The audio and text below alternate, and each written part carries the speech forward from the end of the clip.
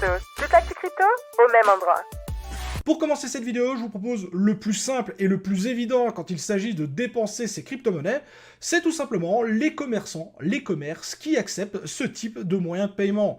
Alors, cette plateforme et cette carte, elle m'a été proposée par un membre de la communauté que je remercie énormément. Et en fait, eh bien, sur cette carte, vous allez retrouver les différents commerces qui acceptent les moyens de paiement, soit directement en Bitcoin ou via le Lightning Network, mais également pour les plus filous d'entre vous, ceux qui acceptent directement la possibilité de payer en Monero. Clin d'œil, clin d'œil. En vous rendant sur le site, et je vous mets bien entendu le lien direct dans la description de la vidéo, vous allez avoir la possibilité de faire soit directement une recherche au niveau de la carte pour voir les différents commerces qui acceptent les moyens de paiement en crypto, mais également à faire des recherches via le pays, le continent, le type de service ou de biens que vous recherchez, les bars, les cafés, les restaurants, etc., etc. Vous avez une liste qui pour le coup est relativement complète, et lorsque vous cliquez sur un commerçant, vous en avez un peu plus à son sujet. On a Michael Saylor qui, de nouveau, a acheté, au travers de sa société Stratégie, 10 645 bitcoins hier, l'équivalent de quasiment 1 milliard de dollars, donc 980 millions. Je ne sais pas si vous vous rendez compte, c'est juste de la folie. Donc là, la semaine dernière, ils avaient déjà acheté 10 000 bitcoins. Cette semaine, ils recommencent. 10 000 bitcoins achetés. Je ne sais pas si vous vous rendez compte, on est en train de parler d'un achat one-shot. One-shot. 10 000 bitcoins en one-shot. Donc, à cette heure-ci, ils détiennent 671 000 bitcoins. Toujours aucune vente, seulement des achats. Donc, les orange dots, donc vous le savez, à chaque fois qu'ils parlent d'orange dots, ce sont les achats, deviennent un mode de vie et la conviction institutionnelle ne faiblit pas. C'est quand même assez incroyable, franchement, ce qu'ils sont en train de faire du côté de Stratégie. Et du côté donc de la première news du jour, on va commencer avec Standard Chartered et Coinbase. Donc, étant donné que le 12 décembre 2025, ces deux entités, comme ça que je vais les appeler, ont annoncé un partenariat stratégique visant à proposer une infrastructure crypto complète aux clients institutionnels, incluant trading, garde, stacking et lending. Cette collaboration étant un accord existant à Singapour pour les transferts en temps réel et combine l'expertise de Standard Chartered en transactions transfrontalières avec les capacités de Coinbase en actifs numériques. Margaret Harwood Jones, responsable mondial des services de financement chez Standard Chartered, et Brett Tejpaul, co-CEO de Coinbase Institutional, ont souligné cette alliance comme une réponse à la demande croissante. Ce partenariat facilite ainsi l'accès sécurisé et conforme aux crypto-monnaies pour les institutions, accélérant ainsi leur adoption et intégrant les actifs numériques à la finance traditionnelle. Cette année, l'OCC a reçu 14 demandes de nouvelles banques, dont certaines liées à la finance numérique, illustrant une croissance manifeste du secteur. Les banques américaines ont l'autorisation officielle d'acheter et vendre des crypto-monnaies. Tout ça, on voit les structures qui sont en train de se mettre en place, on voit les gros fonds qui arrivent, la Banque Populaire et la Caisse d'épargne retournent leur veste. Lundi marque un tournant historique. Le groupe Banque Populaire, Caisse d'épargne ouvre l'achat des crypto-monnaies à des millions de Français. Ripple a reçu la licence pour pouvoir opérer aux États-Unis comme une banque légitime. C'est une banque légitime et on va vous faire croire, oui, le Ripple a gagné, le peuple a gagné, Ripple s'est battu et il a vaincu. Les potos, Ripple fait partie de la structure, c'est une mesure de contrôle comme toutes les autres. Ce n'est pas pour nous, il n'y a absolument rien qui est fait pour nous. Si les choses étaient faites pour la population, il n'y aurait pas autant de junk food à tous les 100 mètres, il n'y aurait pas autant d'obèses, il n'y aurait pas des milliards par an dépensés pour le cancer et jamais un cancer a été vaincu. Je veux dire, à un moment, il faut voir les choses en face. Et quand on voit les choses en face, on peut plus facilement se positionner. Je pense que l'année 2026 va être la continuité de ça. Il y a vraiment beaucoup de choses qui se déroulent en ce moment. On a par exemple Visa qui est en train ici de lancer un conseil pour le lancement des stablecoins et voir comment pouvoir créer eux-mêmes leur propre stablecoin. Il y a vraiment une véritable volonté. On a même Interactive Broker qui est un des plus gros brokers mondiaux en termes d'actions qui commence à intégrer le dépôt en stablecoin pour les comptes américains. Ah oui, ça n'arrivera peut-être pas tout de suite en Europe, mais bon, c'est comme ça, il faut l'accepter. Nous, on préfère réglementer, interdire, réglementer, non, excusez-moi, interdire, non, réglementer, je sais plus, on perd la notion à un moment donné en Union Européenne. Et bon, c'est une réalité, ça s'accélère aux USA. Structuration technologique de la blockchain au sein de Wall Street.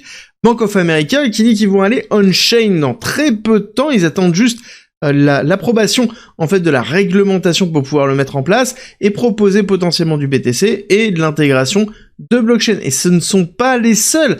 On voit BlackRock qui est en train d'accélérer aussi dans leur recrutement pour pouvoir scale autour de la crypto en général et de la blockchain aussi. On a JP Morgan qui ne traîne pas. Et d'ailleurs, je rigole beaucoup dans la façon dans laquelle ils ont nommé leur fonds. C'est Money, M-O-N-Y, pour My On-Chain Net Yield Fund. C'est-à-dire qu'ils ont déposé 100 millions directement pour pouvoir intégrer sur Ethereum la possibilité de pouvoir générer du rendement, un petit peu comme a fait BlackRock avec BUDL. On est dans la même typologie, on est dans des phases de testing avant de pouvoir intégrer. Je rappelle juste que JP Morgan a sa propre blockchain privée qui sert aux transactions internes. On sait que BlackRock est en train de préparer aussi une blockchain de ce style-là pour proposer la tokenisation aux institutionnels. Donc la question que je me pose, c'est est-ce que l'aspect de Paul Atkins que l'on voit au niveau de la SEC est réellement envisageable en sachant qu'on a les géants qui préparent eux-mêmes leur propre blockchain pour ça.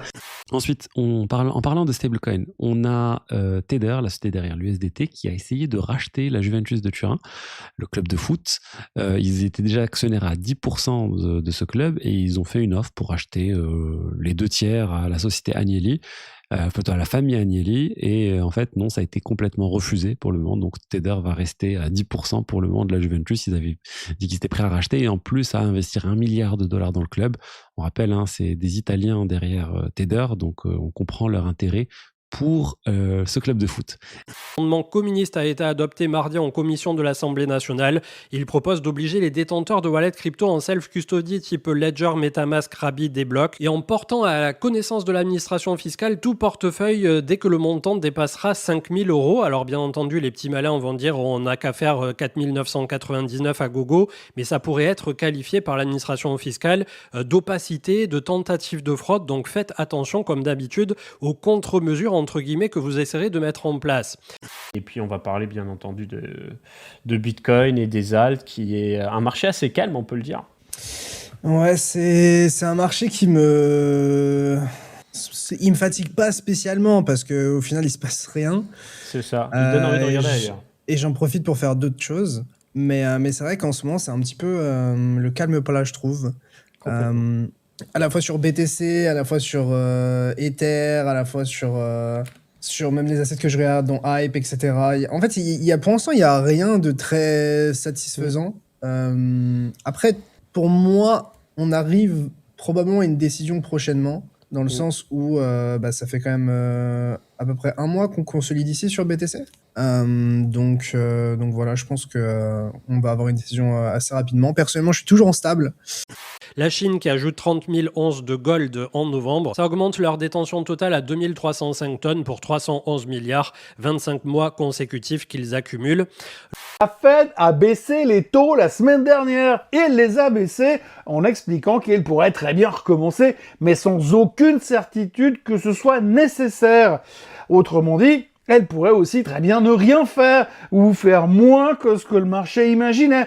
Pour résumer simplement, la Fed ne sait pas vraiment où elle va, ni ce qu'elle devra faire demain, après-demain ou l'année prochaine. Et si on regarde le détail des votes, on se rend même compte que les membres en étaient clairement pas d'accord entre eux, à un niveau de désaccord qu'on n'avait plus vu depuis très très longtemps. Mais ça, bien sûr, vous le savez déjà. Malgré tout, la Banque centrale américaine a baissé les taux et a annoncé qu'une nouvelle baisse pourrait intervenir l'an prochain sans aucune garantie, même si les experts de Wall Street continuent d'en anticiper au moins 2 l'année prochaine, en 2026. Bel optimisme, il faut le dire. Nous avons donc dès demain pas mal de news macroéconomiques qui concernent le marché du travail américain, et nous avons également jeudi les données CPI qui vont être très importantes, et c'est marqué ici tentative puisque ce n'est pas sûr encore d'avoir toutes les données CPI. Mais la journée la plus importante cette semaine, c'est vendredi. Vendredi prochain, nous aurons l'information concernant la hausse des taux du côté du Japon. En effet, c'est cette hausse des taux d'intérêt directeur du côté du Japon qui menace une fois de plus le marché des crypto-monnaies. Ce graphique illustre les 3 dernières fois qu'il y a eu une hausse des taux du côté du Japon. Le BTC a perdu en mars 2024 moins 23%, le 31 juillet 2024 moins 26%, et le 24 janvier 2025, moins 31%. Et effectivement, les probabilités sont d'avoir cette hausse des taux le 19 décembre prochain. On va parler très rapidement de Bitcoin. On n'arrive toujours pas à s'affranchir de cette trendline baissière. Je vous l'ai dit et je vous le redis. Moi, j'attends tout simplement, si on devait avoir un petit peu de volatilité haussière, de venir casser cette trendline, la travailler, puis structurer un petit W weekly, un daily, ou même weekly, soit dit en passant. D'ailleurs, vous faites un ratio de 1 pour 1 et on ira chercher les zones, notamment moyenne mobile de 100 périodes. Pensez à moi, qu'elle soit à la hausse ou qu'elle soit à la baisse, aux alentours des 106, 108 000 $. C'est ce franchissement de cette trendline ici que vous avez, qui est une trendline psychologique baissière cyclique, qu'il faudra tout simplement s'affranchir pour voir potentiellement l'année 2026 comme une forme d'apothéose et une destruction ni plus ni moins de la cyclicité sur Bitcoin, et on l'espère. Alors du coup, ici, au pire des cas, on aura quand même un autre support par la suite à 86 016, et je rappelle que tant qu'on est au-dessus des 84 678, tant qu'on est au-dessus de ce niveau clé, pour l'instant tout va bien, on n'a pas fait de point bas plus bas que le précédent. Si on perd ce niveau clé, attention, ça pourrait manifester une nouvelle phase de retracement. Malheureusement, on y est, ça y est. Je vous avais prévenu à plusieurs reprises de ce signal ici de cross-bear. Je vous avais dit que là, on était sur une fin de momentum bull et qu'on était à 2 doigts d'avoir un cross-bear. Bah, vous le voyez, ça y est, on l'a, ce cross-bear. Donc, bingo, hein, à peine il démarre, tout de suite, on a un Bitcoin dans le rouge. Je te disais que le support des 90 000 $ était hyper important. Eh bien, il a craqué en clôture. Ce qui nous amènerait donc directement à plus ou moins court terme sur la zone des 80 000 $. Zone qu'il va falloir absolument conserver si on le veut conserver à moyen terme une tendance, on va dire, à peu près haussière, ou du moins rester dans ce range-là. Personnellement, je pense qu'on ira peut-être un petit peu plus bas sur la zone des 74 000 $. Surtout vu les news macroéconomiques qui nous attendent d'ici la fin de la semaine. Surtout vu la baisse des taux annoncée par la Banque du Japon qui devrait être effective à partir de ce vendredi 19 décembre. Donc on va regarder un petit peu plus bas. En unité de temps journalière, on voit que le RSI nous laisse de la place encore pour descendre avant d'être en zone de survente. Si vous regardez le RSI, il y a 5 fois où on est venu toucher ces niveaux de RSI. Il y a eu le bear market de 2015, le bear market de 2018, la crise du Covid aussi, hein, où on l'a eu ici. Hein, on est venu toucher là cette zone avec le Covid, le bear market de 2022 et aujourd'hui. Voilà. Donc les gens vous diront bear market, bear market, bear market. Ok, ça peut aller plus bas, pourquoi pas. Également, cette corrélation que je voulais vous rappeler entre les small cap US et le BTC. Donc le BTC ici, il est en bleu. Les small cap US, ils sont en jaune. Et vous voyez qu'il y a une corrélation historique très forte entre les deux. Ça peut se voir sur les années précédentes, hein, depuis l'année 2018. Mais récemment, ce qu'on peut observer, c'est que les small cap US sont en train de faire de nouveaux plus hauts historiques, alors que le BTC, lui, est dans une chute qui ne s'arrête pas. Bon, on est dans un range depuis plusieurs semaines, mais jusqu'à preuve du contraire, on n'a pas récupéré des niveaux haussiers pour venir valider qu'on est réellement sur un rebond qui va permettre au BTC d'aller récupérer les 100 000 $. Il va falloir continuer à observer cette divergence. Pourquoi ? Parce qu'elle nous indique que sur le marché des crypto-monnaies, il pourrait y avoir un mouvement haussier qui surprenne les intervenants pour venir rattraper en fait finalement le retard que ce marché a pris face aux autres marchés risqués. Ça fait maintenant plus de 5 ans que je m'intéresse à la crypto et tout ça. Chaque fois qu'un Discord s'est fait hack, en général, le projet derrière, ça voulait dire qu'il était dead.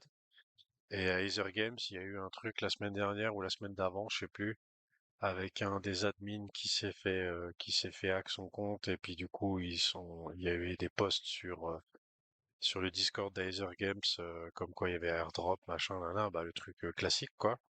Et voilà. Alors, ce zap t'a plu? Fais-le moi savoir en commentaire.